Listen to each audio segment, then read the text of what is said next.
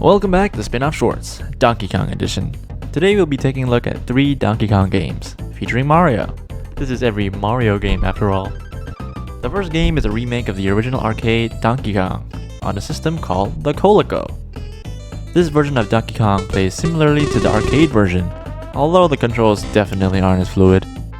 Also, touching either the right or left wall straight up kills you for some reason. I'm not sure if this is a bug either, but after picking up the hammer power-up, you can still die to the barrels.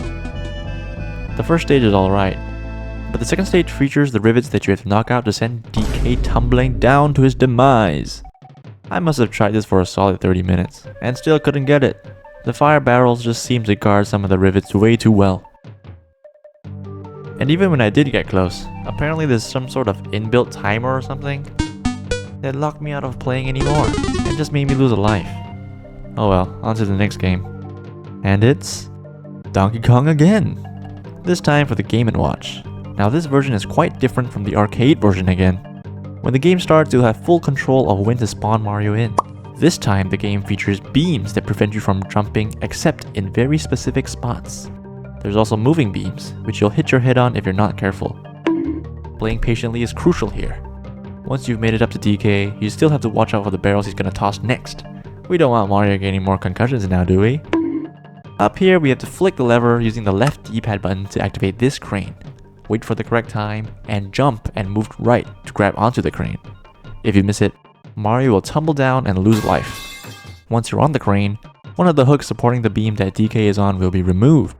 Now rinse and repeat until DK is defeated. But the game will keep going, because most Game & Watch games are endless. On to our final game then. Keeping with the Game & Watch theme, our last game is for the Micro Versus series, where 2 players can challenge each other. However, since I had no friends, I opted to play with the CPU. And as Mario, of course. I guess there's no hard feelings between these two. This game is very similar to Pong, but you have more control over your character.